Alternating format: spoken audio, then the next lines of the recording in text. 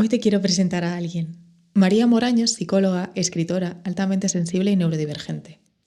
De hecho, tiene mi mismo diagnóstico, autista con alta capacidad. Es autora del libro Muy Sensibles, una hoja de ruta de autoconocimiento para personas con alta sensibilidad, y creadora del equipo Psicosensibles, en el que hacen evaluaciones de neurodivergencia y acompañan a personas neurodivergentes gracias a la terapia. En el episodio de hoy le pregunto qué es la alta sensibilidad y cómo saber si eres neurodivergente o solo PAS.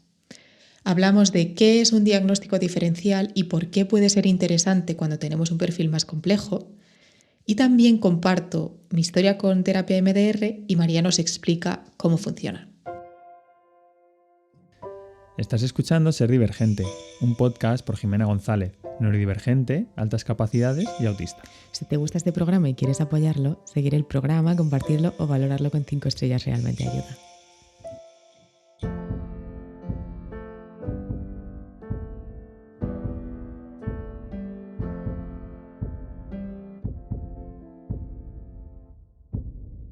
María, voy a empezar por la pregunta del millón. ¿Qué es una persona altamente sensible?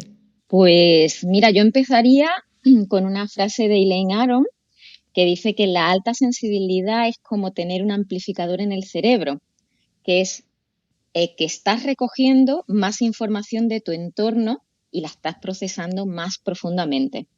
Eso diría ella. Ahora, es verdad que ya si nos detenemos a puntualizar qué es exactamente la alta sensibilidad, tendríamos que detallar pues, los 4 pilares de la alta sensibilidad: el procesamiento profundo de la información, la intensidad emocional, la sensibilidad a las sutilezas y la tendencia a la sobreestimulación.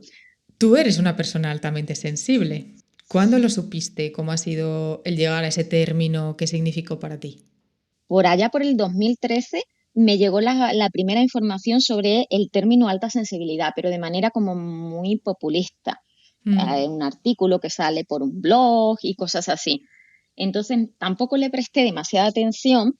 Lo que pasa es que en aquel momento yo estaba atravesando un periodo bastante delicado a nivel personal. Entonces, bueno, pues en aquel momento no podía dedicarme a atender mucho el término, pero sí que algo de aquello quedó, ¿no? 7 u 8 años después de aquel momento volvió a llegar a mí y ya sí que lo convertí como en mi interés más intenso, más profundo, ¿no? Y en aquel momento ya no hablaba de otra cosa, no pensaba en otra cosa, no leía más allá de alta sensibilidad, hacía infodumping a todo el mundo, estudiaba todo lo que caía en mis manos de sensibilidad de procesamiento sensorial, que es el término científico para la alta sensibilidad. Y en aquel momento, pues yo todavía trabajaba por cuenta ajena y en una de mis vacaciones dije, no, yo tengo que hacer algo con esto y empecé a escribir lo que yo quería escribir, una especie de guía como para ayudar a orientar a las personas altamente sensibles, de psicoeducación o algo así, ¿no? Y en aquel momento ese era, ¿no? Mi objetivo. Luego se convirtió en Muy Sensibles, ¿no? Es que es precioso cuando tu propio área de interés en la que puedes hacer como muchísimo infodumping también es algo con lo que tú te identificas, o sea, tú te consideras y para ti ha sido importante entender la alta sensibilidad para comprenderte a ti misma y luego todo lo que puedes hacer hacia afuera ayudando a otras personas que también son altamente sensibles a entenderse y a aceptarse, ¿no? Porque muchas veces esa alta sensibilidad, a mí es lo que más me gusta del término altamente sensible, que hablan de la alta sensibilidad desde un prisma muy bonito. O sea, obviamente es neutro, o sea, no es mejor ni peor ser más o menos sensible, pero puede ser muy bonito ser muy sensible. Y creo que esas narrativas versus, por ejemplo, la de la neurodivergencia, que ahora entraremos, en toda la neurodivergencia históricamente ha habido un estigma asociado y una patologización en el lenguaje que no tiene nada que ver con cómo se ha podido narrar la alta sensibilidad y que al final identificarte con ese término y poder ver rasgos tuyos a los que quizá, bueno, pues incluso te han recriminado, ¿no? Ay, bueno, qué ñoña eres, ay, todo te afecta, qué manías, qué tal. Y luego lo ves y dices, no, mira, es que yo soy muy sensible y esto es muy bonito, conecto con la naturaleza de otra forma, percibo cada detalle, o sea, unas cosas pequeñísimas me pueden hacer muy feliz, conecto con las personas de una manera muy profunda, emocionalmente me contagio de su energía, que es peligroso si no sabes ponerle límite, pero es precioso si puedes ayudarte para conectar con las personas que quieres de esa forma, ¿no? Y empatizar con ellas, que se sientan súper comprendidas. O sea, realmente tiene cosas tan bonitas y creo que es un prisma que nos permite mirarlo de esa forma. Estoy totalmente de acuerdo. Si tú te identificas con la alta sensibilidad, pues parece que pues es algo positivo, es frente a si dices que eres, pongamos, autista, que parece que tiene una carga más peyorativa, ¿no? O de más peso, ¿no? Pero no, o sea, independientemente de, ya veremos que no tiene nada que ver, que son cosas independientes o no, a veces van conjuntamente, ¿no? Estamos hablando de cosas distintas, ¿no? Estamos hablando de peras y de sandías. Justamente esto me interesaba muchísimo porque es una pregunta que me llega un montón de mucha gente que dice, es que sé que soy altamente sensible, ¿cómo diferencio altas capacidades de alta sensibilidad? ¿O cómo sé si es alta sensibilidad o realmente es autismo? ¿Cómo lo ves tú ese solape entre alta sensibilidad y neurodivergencias? Creo que no es fácil así a priori, sino que hace falta pues una evaluación. Más allá de eso, podríamos diferenciar como que la alta sensibilidad es un rasgo del temperamento. No hay más allá, ¿no? Es un rasgo del temperamento. Mientras que cuando hablamos de neurodivergencia, hablamos de un concepto que engloba formas de funcionamiento neurológico completamente distintos. Son hitos del neurodesarrollo. En ambas puede que haya mayor sensibilidad. Por poner un ejemplo, podemos decir una persona autista y una persona PAS pueden sentirse sobreestimuladas por el entorno. Pero, sin embargo, la causa, la intensidad y el impacto funcional pueden llegar a ser distintos. Cuando somos autistas, el descanso que necesitamos después o cómo nos atacan las shutdown son muy fuertes. Al menos a nivel personal yo lo he notado, ¿no? Cuando hablas con una persona que es altamente sensible respecto a cuando tú ya empiezas a identificarte como algo más allá de la alta sensibilidad, te das cuenta de que tu nivel de agotamiento, tu nivel de cansancio es mucho más intenso.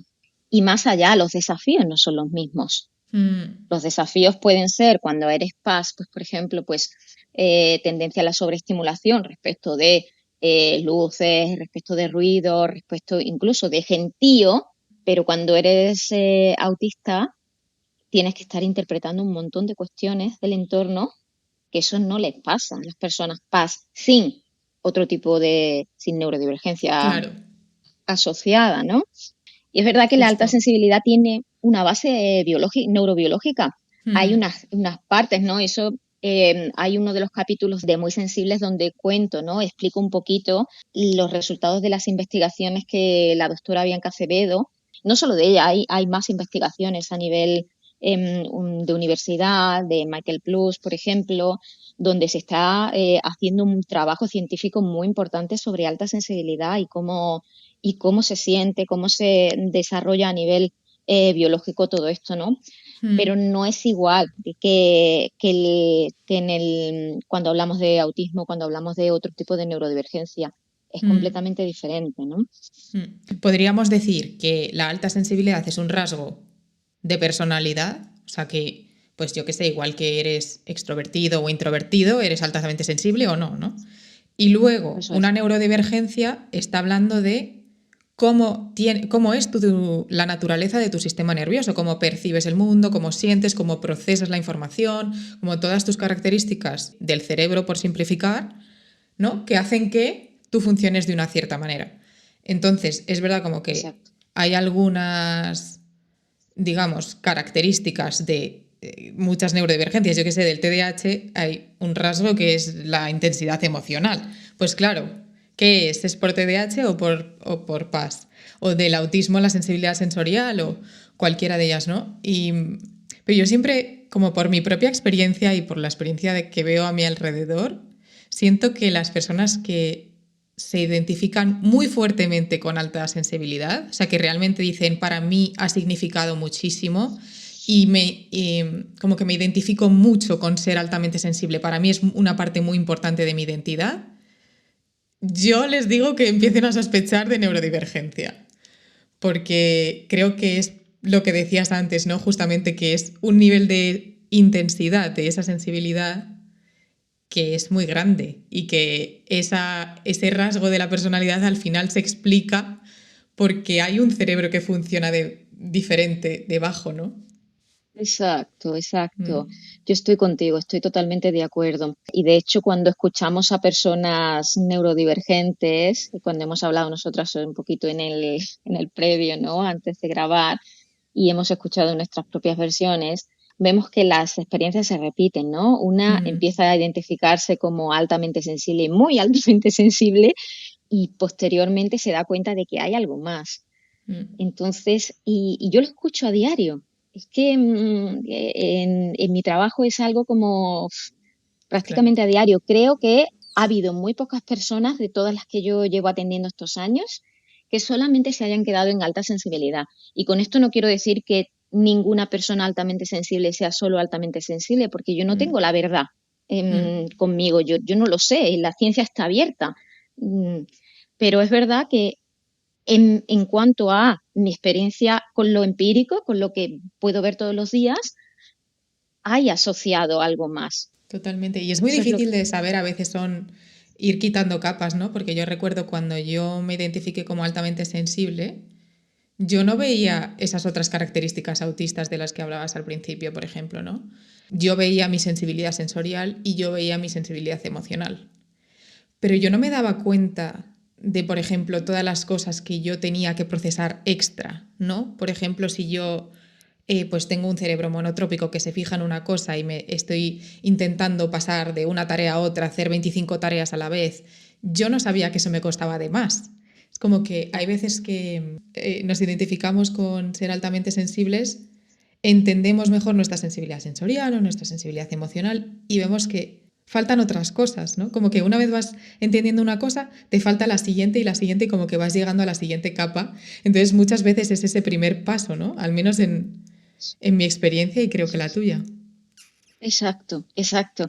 Yo siempre suelo decir que la alta sensibilidad a mí me abrió las puertas Mm, de un mundo totalmente distinto y fue un antes y un después en mi vida.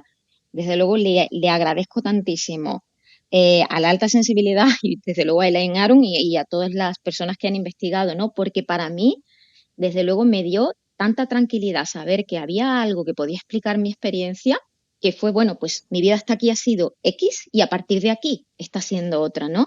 Porque mm, ya me dio a conocer, ostras, pues hay cerebros que funcionan de manera distinta. mm, Aunque la alta sensibilidad no nos habla de cerebros que funcionan de modo distinto, y sí que hay áreas que están relacionadas, ¿no? La mm, ínsula, hay áreas que funcionan de manera distinta, pero no nos habla de un cerebro atípico en sí, ¿no? Per se. Pero sí que abre la puerta a, ostras, quizás hay cerebros, ¿no? Y mm. empiezas a identificarte con otras experiencias, empiezas a conocer, ¿no? Y ya digo, ¿no? Que igual que a ti, para mí fue la puerta de entrada a conocer que, pues mi neurodivergencia.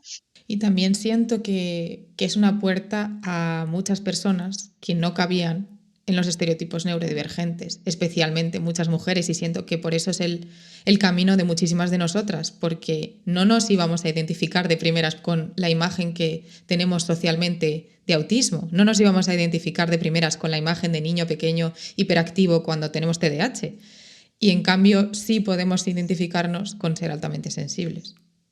Wow. Wow, qué buena apreciación. Una Mm, apreciación, me ha encantado que mm, lo señales, porque es justo eso, es justo mm, eso. De hecho, es que tanto a nivel popular como a nivel formativo, ya gracias a Dios, bueno, pues se va amplificando un poco la visión que se tiene sobre distintos tipos de neurodivergencias, pero aún mm. así, yo hace muchos años que estudié la carrera, no sé cómo estarán ahora los planes de estudios, pero yo estudié un tema que hablaba sobre autismo y, bueno, en aquel momento era Asperger, ¿no? Mm, Pero solamente eran niños autistas, era el autismo de Kanner, que todo el mundo conoce, ¿no? Pues eso que dices, ¿no? El niño que se balancea y que no mira a nadie y que está en su propio mundo. ¿Cómo nos vamos a sentir identificadas en esto? Y que a día de hoy, incluso personas como nosotras, no tenemos acceso a diagnóstico. O sea, no hay tantas personas como vosotros precisamente que hagan evaluaciones a personas como nosotras, que ya somos adultas, que hacemos un alto enmascaramiento, que tenemos una presentación poco estereotípica, a lo mejor muy hipersensible, muy hiperverbal. Y hay pocas personas que realmente sepan que eso es autismo, que sepan evaluar a una persona con alta capacidad también, por ejemplo. Y muchas de nosotras no tenemos acceso al diagnóstico y al final sí que puedes empezar a conocerte, empezar a aceptar cosas de ti, empezar a gestionar cosas de ti, empezar a tener herramientas gracias a la alta sensibilidad. Y a mí también me ha servido en otro ámbito porque creo que a la hora de comunicarme con otras personas, por ejemplo, yo tengo muchísimos problemas digestivos desde hace muchísimos años y he probado todo tipo de tratamientos médicos, alternativos, y ahora estoy desde hace unos años con un tratamiento naturopático. Mi naturópata ya llegó a la conclusión de que yo, por ser altamente sensible, mi cuerpo también reacciona de ciertas maneras a ciertos medicamentos o ciertos alimentos o ciertos... Entonces, a la hora de comunicarme con ella, por ejemplo, a mí me ha servido porque me dice, no, es que siendo altamente sensible tal y cual y tal y cual. Siendo altamente sensible también tienes que hacer estas respiraciones. Siendo altamente sensible te voy a dar esto que es más suave que esto otro, ¿no? Wow, qué bueno que la persona que te atiende, pues valide, ¿no? Tu alta sensibilidad y la integre dentro de su quehacer, de su práctica, ¿no? Cotidiana, porque muchas veces una va a los médicos, a los nutris, a donde vaya, ¿no? Y va con miedo de poder nombrarse como es, ¿no? A ver, ¿de qué otra palabra le digo para no decirle, para no... porque si no me va a invalidar y yo no quiero que me invalide, entonces ¿de qué manera se lo puedo decir? Y no, y ese sobreesfuerzo que tenemos que hacer, ¿no? Es como... De hecho, creo que es algo que deberíamos explorar con nuestros profesionales, ¿no? O sea, como que deberíamos exigir, porque para mí está hiperrelacionado, por ejemplo, todos mis problemas digestivos están hiperrelacionados con todo el estrés que he pasado en mi vida, entre otras cosas. Claro. Y para mí, mi estrés sensorial, o sea, yo cada vez que tengo una crisis, un meltdown, un shutdown, o sea, mis problemas digestivos, tengo un pico. Cada vez que tengo socialización demasiado larga, tengo un pico. O sea, al final eso debería ser capaz de poder decírselo, ¿no? De poder decírselo al profesional que me trate. O, por ejemplo, para mí, el hecho de cambiar de tratamiento, cambiar de plan de alimentación.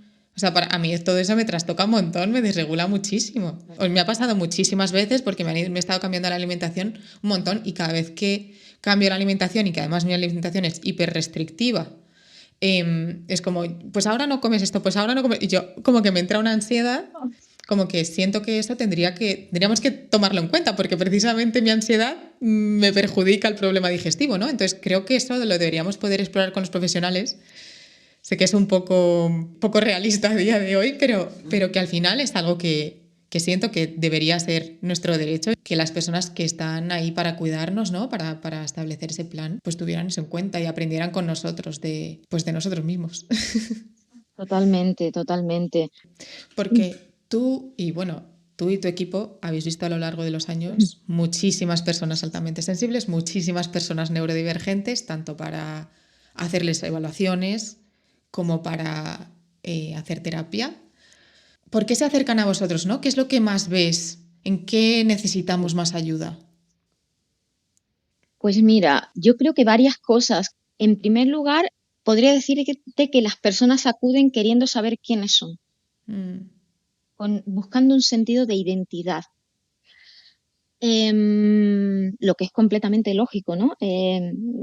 A nosotras no nos acuden personas neurotípicas. Otro de las demandas que encontramos es lidiar con las concurrencias que trae la ausencia de diagnóstico en la vida adulta. Claro. Porque ya no venimos de fábrica, ya venimos con un montón de historia vital. Partiendo de ansiedad, ¿qué persona neurodivergente adulta sin diagnóstico no tiene ansiedad? O no ha pasado por una depresión. O no tiene crisis existenciales. Pasando por entender por qué tengo estos estallidos, estos colapsos. incluso otros diagnósticos ya asociados, entender, bueno, por qué tengo estos, me han ido poniendo una serie de diagnósticos asociados, por ejemplo, pues un TOC, un TLP o un trauma complejo. Es que los traumas complejos en diagnósticos tardíos están Claro. como, venga, vienen de regalo, prácticamente. Claro. ¿Qué más nos encontramos? Las personas buscan sentirse entendidas y validadas por sus vínculos, porque hay una falta de entendimiento a nivel familiar, Sí. incluso pues, en el nivel más cercano, ¿no? De sigo siendo el bicho raro de la familia, sigo siendo la persona aislada, sigo siendo la persona que no se comporta como se tiene que comportar. Lo fui a los 8 años y lo sigo siendo a los 30. Y eso es muy doloroso. ¿Cómo no vamos a traer un trauma complejo? Y ya pues te podría decir, bueno, pues encontrar una guía de vida, saber cómo tengo que vivir para poder estar bien.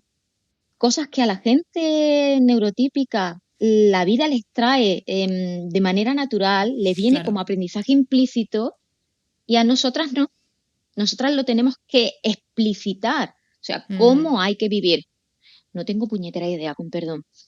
¿Cómo hay que vivir? O sea, necesito una guía que alguien me diga qué tengo que hacer en estos momentos, cómo tengo que comportarme, qué hago para no sufrir tanto, qué hago para no pasar ansiedad, qué hago para comportarme con estas personas, qué les tengo que decir para... O sea, un montón de cuestiones que la gente pues suele aprender en su adolescencia y nosotras no. También siento que porque, por ejemplo, en lo social, quizá los neurotípicos aprenden de manera natural sus propios códigos de comunicación y socialización y es como innato. Y nosotros sí que necesitamos como estudiarlo, entre comillas, ¿no? A nivel, sí, casi mental, explicitarlo en plan, mira, pues la gente hace small talk. La verdad que es que la gente habla del tiempo y bueno, pues les encanta hablar del tiempo. Tú tómatelo como que les caes bien. Bueno, pero también siento que hay otras cosas, hay otras muchas cosas en las que no estoy tan segura que sea como que no tengamos ese aprendizaje implícito, como que el sistema les da la solución a las personas neurotípicas. Y tú, como esa solución no te vale, tienes que buscarte otras. Por ejemplo, yo con mis niveles de ansiedad o con los retos vitales que yo me he encontrado, yo no conozco a nadie que se haya enfrentado a esos retos y entonces ellos no han tenido que buscar esas soluciones. Y qué importante como que haya personas, pues como vosotras, ¿no? Que puedan prestar ayuda conociendo eso, porque siento que también precisamente por esto que estaba diciendo, ¿no? De que al final nos enfrentamos a retos distintos. O sea, yo una cosa con la que me he sentido siempre identificada era que yo no pedía ayuda, lo cual pues mi familia a lo mejor se tomaba como que, ay, qué engreída, es que cree que nadie le puede ayudar y tal. No, es que he pedido ayuda muchas veces y nadie me ha sabido ayudar. Yo no he visto a nadie que haya pasado por lo que yo estoy pasando. ¿Y cómo me van a ayudar si yo cada vez que abro la puerta de ayuda me dicen es que deberías salir más y beber más, ser una persona normal? Bueno, pues a mí eso no me ha funcionado, ni quiero hacer eso. Entonces me parece como importantísimo y muy bonito que existan personas y equipos como psicosensibles para acompañarnos a todas esas personas que no hemos podido encontrar esa ayuda antes, ¿no? Pues mira, te lo agradezco mucho porque para mí crear el equipo, yo empecé trabajando sola porque mis experiencias trabajando en equipo generalmente no fueron buenas. Claro. Y no digo que la gente tuviese la culpa, sino que yo no me podía adaptar al sistema. Y para mí era una tortura diaria. Entonces yo o me salía del sistema o el sistema terminaba conmigo. Y no hubo otra manera que empezar yo misma y reinventarme, ¿no? Desde cero. Entonces yo empecé sola, que era una cosa que me daba un miedo horrible. Decía, pero yo cómo voy a saber hacer algo yo sola.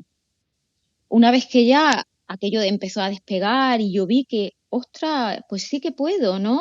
Puedo y la gente confía en mí, después de llorar un montón y pensar que lo estoy haciendo mal y que voy a dañar a las personas y que no soy suficientemente profesional y que pueden irse con otra persona que les va a ayudar más que yo, después de pasar todas esas crisis, ¿no?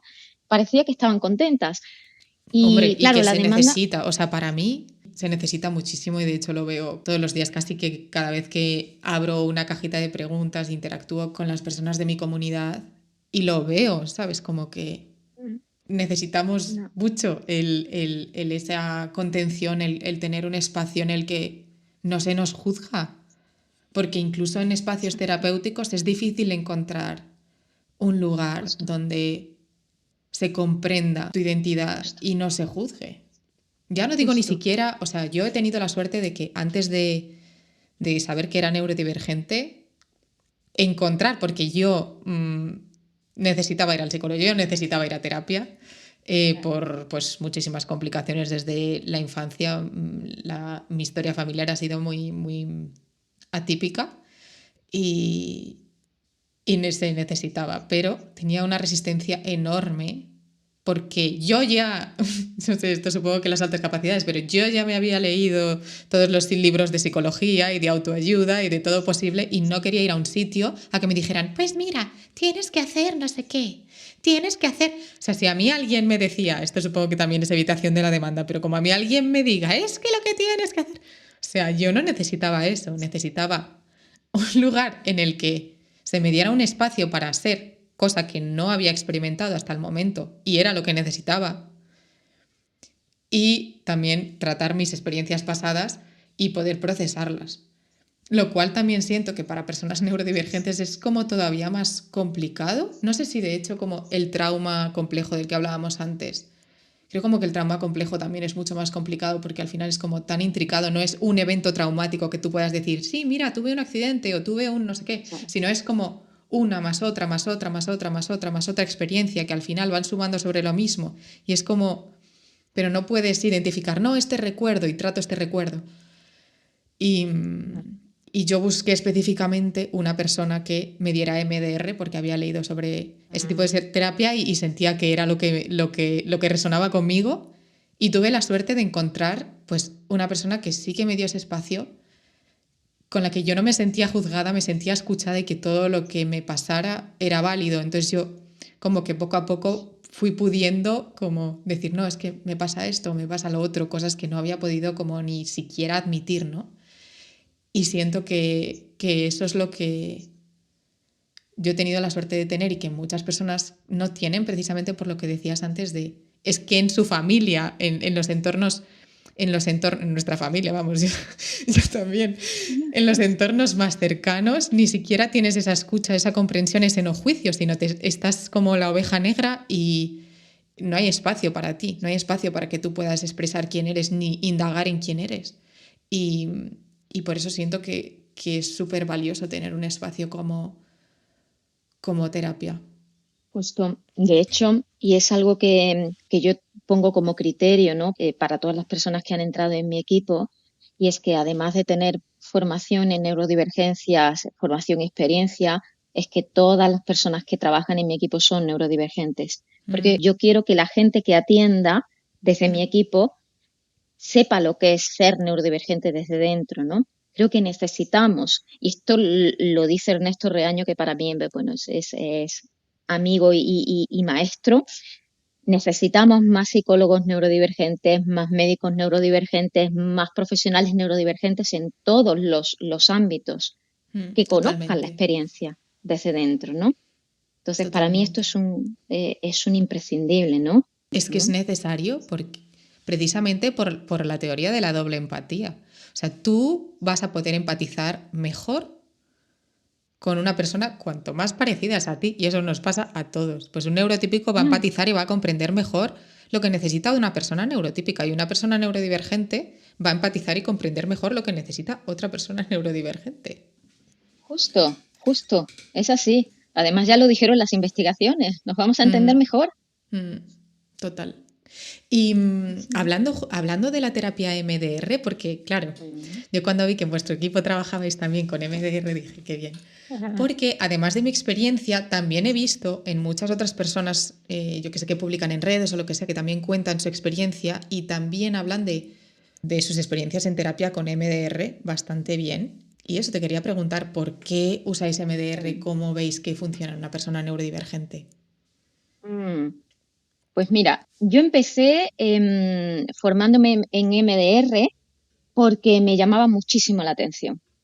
Yo decía, yo tengo Perdona, que quizá conocer. deberíamos explicar qué es la terapia MDR, lo primero, ¿no? Bien, vale. Llevas toda la razón. Llevas toda la razón. Mira, el MDR parte del modelo de procesamiento adaptativo de la información que le llamamos el PAI o en Latinoamérica el SPIA. Este modelo lo que nos dice es que el cerebro tiene la capacidad natural de procesar experiencias y de darle un sentido coherente y saludable de manera natural. Pero ¿qué pasa? Que a veces la vida nos trae situaciones abrumadoras, situaciones en las que no podemos, o bien porque es demasiado intenso, o bien porque la situación en el momento en el que estamos no tenemos suficientes herramientas para gestionar lo que está sucediendo, a veces no podemos digerir eso. ¿Qué sucede entonces?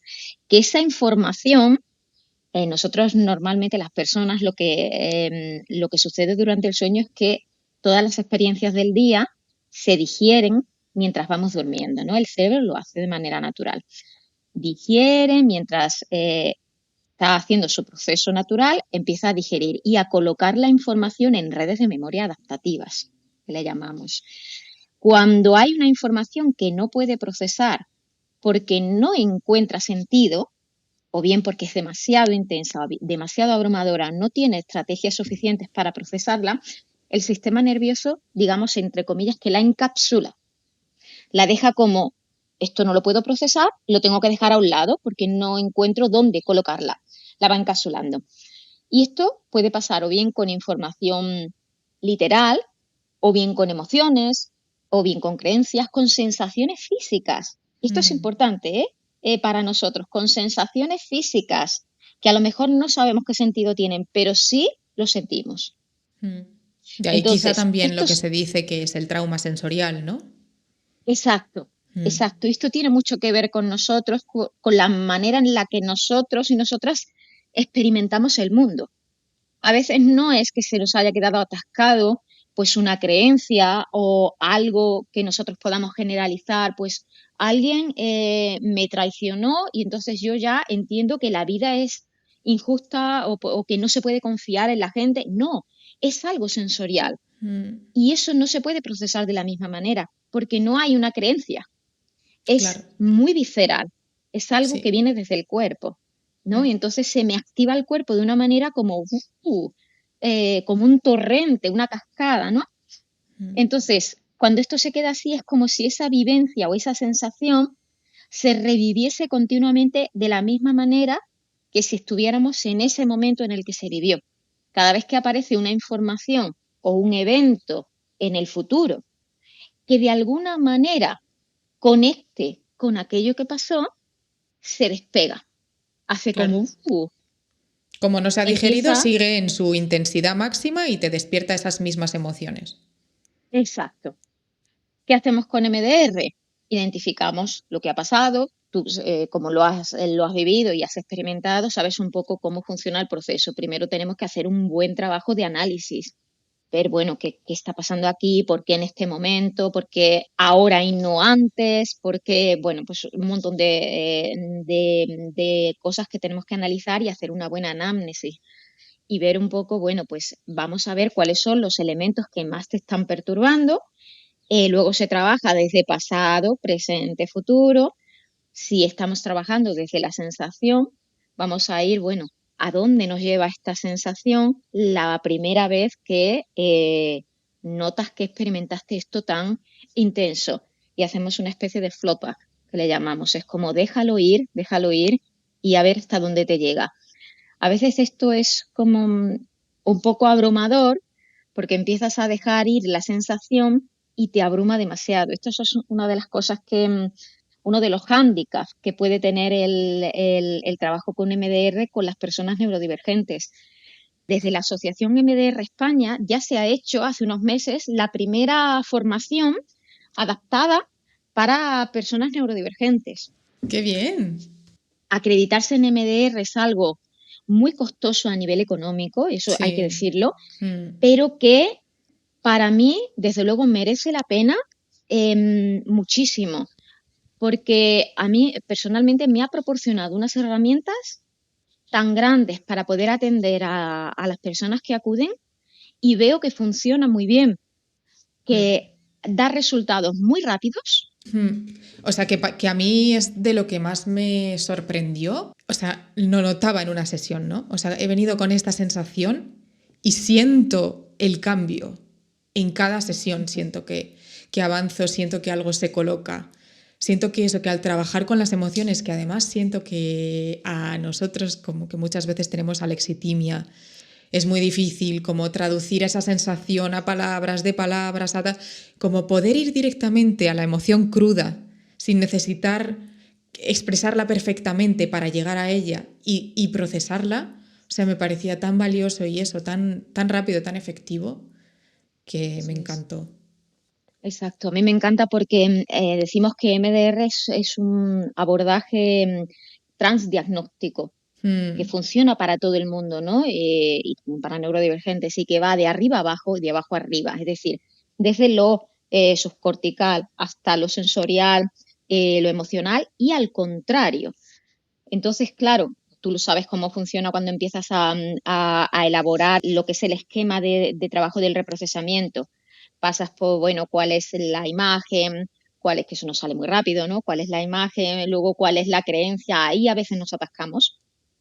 Cuál es la creencia, eso es lo que he comprobado yo con más o menos con la mayoría de personas, sobre todo autistas, ¿no? En la creencia se atascan, pero luego si nos vamos un poco, bueno, venga, ¿qué se siente en el cuerpo? Quizás ahí depende si hay alexitimia o no, pero como luego se trabaja todo en conjunto, genera conjuntamente una liberación a nivel corporal que es magnífica. La gente llega con unos niveles de ansiedad y se van como, ¿qué ha pasado? Es casi magia, Sí, ¿no? sí, Yo digo, totalmente. no es magia, es ciencia. Totalmente. Y además siento que a mí particularmente me ayudó precisamente con la alexitimia y con la interocepción. Porque al conectar con dónde está la emoción en tu cuerpo, dónde sientes esta sensación, tal, como ir procesando todo eso, como que me reconectaba, ¿no? Claro. Reconectaba esas sensaciones y reconectaba mi capacidad de percibir esas sensaciones de mi cuerpo y esas emociones en mi cuerpo. Exacto. Que yo siempre digo, bueno, solemos funcionar de cabeza, de cuello para arriba como un Ferrari, pero de cuello para abajo como una bicicleta con la rueda pinchada. Entonces, Literal. es como, ostra, qué asincronía, ¿no? Sí. Te ayuda un poco a al menos inflar la rueda, ponerle de la bicicleta, ponerle un parche y aprender un poco, bueno, pues venga, vamos a andar en bicicleta, aunque no sea un Ferrari, pero vamos a andar en bicicleta un poquito, ¿no? Totalmente. Y a veces es tan frustrante porque ahora que hablas de esa sincronía me siento muy identificada y en que yo estaba tan avanzada en lo laboral, por ejemplo, en lo creativo, en lo intelectual. Y era como de repente no sé conectar con mi cuerpo, no sé comer, por ejemplo.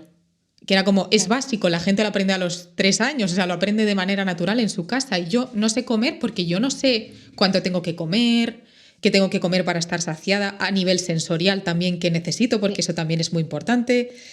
No entiendo cuándo tengo hambre, no entiendo cuándo estoy saciada ya. Y he aprendido a comer, yo qué sé, a mis 25 años, 26, 27. Y era como, a mis 27 años estoy teniendo un puesto laboral, ¿no?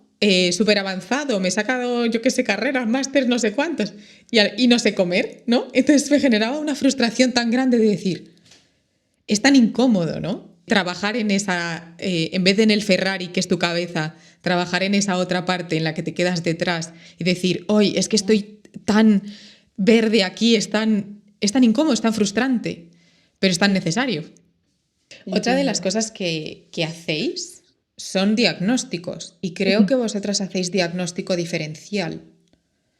¿Nos Sí, podrías explicar qué es esto del diagnóstico diferencial? ¿Cómo son las evaluaciones de neurodivergencia con vosotras? vale. Hacemos diagnósticos de lo que la persona que acuda quiera. Por Ujú. ejemplo, si hay alguien que viene con la duda de si puede ser autista, nosotros evaluamos si puede ser autista. Si vemos que es autista, pero intuimos que puede ser algo más, lo que hacemos es que cuando le hacemos la devolución ponemos sería conveniente seguir indagando sobre la posibilidad de ta. Lo que quizás nos haya surgido que puede ir la historia por ahí, pero no podemos añadir nada más porque no hemos evaluado Claro. otra historia, ¿no? El diagnóstico diferencial completo es cuando la gente quiere hacerse una evaluación ya pues completa, que ahí incluimos altas capacidades, autismo, TDAH y lo que surja. Y eso ya es pues mucho más completo, ¿no? Y ahí ya pues vemos, pues quizá la persona pues intuimos que puede tener pues un trastorno de ansiedad, por poner las cosas más comunes, ¿no? Pues está atravesando un periodo de depresión también. Podemos intuir que tenga un TLP, que a veces pues está ahí, ¿no? Un TOC, pues a veces está. Incluso puede ser que tenga un trastorno bipolar. Lo que no es habitual es que una persona acuda y solamente tenga una cosa, Claro. solamente tenga altas capacidades puras y duras. Y Al menos en la menos desde adultez, mí. ¿no? Lo que decías antes, hay trauma complejo, hay autismo, hay altas capacidades que han compensado el autismo y por eso precisamente se ha llegado al diagnóstico tardío. También hay enmascaramiento, con lo cual también hay un alto nivel de ansiedad que se ha convertido en TOC. Exacto. Entonces, claro, luego llegas a la adultez, no sabes, dices, sí, tengo muchas rarezas, vamos a llamarlo entre comillas, pero no sé de dónde son, ¿no? No sé qué Exacto. característica viene por un posible autismo o qué característica viene por un posible enmascaramiento y que me he quemado por enmascarar mucho, pero que estaba enmascarando. Entonces, creo que en perfiles adultos muchas veces es muy interesante hacer este tipo de diagnósticos porque precisamente tiene en cuenta de dónde viene cada síntoma y qué sí y qué no. De hecho, muchas personas vienen con una duda que es, tengo muchísimo trauma, ¿vais a poder ver Claro. si soy neurodivergente o no? Claro. Claro, y siempre les decimos, no te preocupes, estamos acostumbradas a ver trauma, trabajamos trauma, Claro. sabemos cómo se vive el trauma desde dentro, ¿no? Entonces, Claro. sí es cierto que si estás en un momento de agudo, pues ahora mismo estoy con unos picos de ansiedad altísimos o me estoy encontrando muy mal. En ese momento sí que Claro. recomendamos, oye, estabilízate un poquito, haz un poquito de terapia previa para que podamos ver los niveles más basales. Claro. Pero, evidentemente, claro que te puedes evaluar. Si no, ninguna de nosotras tendríamos diagnóstico. Sí, totalmente. Totalmente. Y no, y además que bueno, que quizá en esos momentos más agudos tampoco tengas la energía para realizar las pruebas, que al final son pues un esfuerzo cognitivo, algunas, otros como un esfuerzo emocional, otros tienes que recordar cosas, entonces acabas, pues es un proceso emocional, el pensar, pues cómo era de pequeña, uy, pues sí que tenía esto, pues nada se te dio cuenta, yo que sé, todas las cosas que te surgen durante las pruebas, quizá eso, lo que dices, no sea el mejor momento porque no tienes esa energía. Exacto. Es que hacer un diagnóstico remueve muchísimo. Hay que hacer un recorrido vital, porque un diagnóstico neurodivergente es un diagnóstico de hitos del desarrollo. Claro. No es como estás en el presente, es que tenemos que hacer un recorrido muy exhaustivo. Tenemos incluso a veces que preguntar a personas a vínculos tuyos muy antiguos, que puedes tener buena relación o no, Claro. que te puedes encontrar con invalidación o no sabemos. Sí. A veces hay incluso durante las sesiones conflictos, paciente con familia discutiendo sobre si eso pasaba, si no pasaba y que no me respetas y qué tal, ¿no? Claro, sí. Es duro pasar por eso. Y nosotras mandamos tareas, hacemos que el proceso sea, o sea, no porque queramos que la gente se esfuerce, sino porque hay que hacer mucho trabajo. Nosotras trabajamos mucho en el diagnóstico y las personas que evaluamos trabajan mucho. Pues es que me inspiró el otro día que abrí una cajita de preguntas justo en las historias de Instagram y alguien me preguntó como, ¿qué es lo más bonito para ti de ser autista? Y me encantó porque siempre estoy hablando, ¿no? Siempre estamos hablando, creo que en redes, como de todos los retos que tenemos y a mí particularmente hablar, a veces me siento mal hablando de las cosas buenas porque no quiero romantizar la experiencia, no quiero romantizar el autismo ni que parezca que estoy hablando como que todo es maravilloso o que no están los retos, ¿no? Que son muchos los retos de ser autista, de diagnóstico tardío, de ser mujer, de enmascarar, como... Pero me encantó esta pregunta porque siento que no hablamos suficiente de esto y para mí hay cosas tan bonitas de ser autista, cosas tan bonitas de ser altas capacidades y quería preguntarte a ti, que tú también eres autista, también eres altas capacidades, ¿qué es para ti lo más bonito de ser doble excepcionalidad, de las personas de doble excepcionalidad? Pues me encanta esta pregunta y de hecho te lo agradezco porque efectivamente, ¿no? Que ni queremos romantizar ni queremos patologizar es lo que intentamos buscar, ¿no? Pues bueno, pues somos lo que somos, ¿no? Y habitamos el mundo como habitamos y hemos venido aquí pues a vivir y ya está, ¿no? Y tiene su parte buena, tiene su parte no tan buena, sus desafíos, pero ¿por qué no decir la parte buena? Porque yo no me cambiaría, Yo tampoco. no cambiaría mi cerebro por otro, ¿no? Y en esto me gusta nombrar a Bea Sánchez, una de las frases que tuvo, y espera, porque esto lo tengo apuntado aquí y lo quiero decir tal cual lo dijo ella. Mira, ella dijo, y esto me lo voy a tatuar de verdad, porque dijo, tengo un diagnóstico de autismo y a día de hoy no ha habido otra condición, ni siquiera las altas capacidades intelectuales, donde me haya visto tan retratada y tan en paz. Esto para mí es la frase que más sentido tiene a nivel identitario. Yo no me hice el diagnóstico, o sea, yo primero me hice el diagnóstico de autismo, pero primero, o sea, me hicieron ver desde fuera, me sugirieron las altas capacidades, pero yo me evalué de autismo. Las altas capacidades, con su evaluación, ha venido más tarde. Y yo no termino de verme suficientemente altas capacidades, ¿no? Yo me veo como, bueno, más autista, pero no sé, es raro, ¿no? Todavía, o sea, no, identitariamente me veo más autista que altas capacidades, ¿no?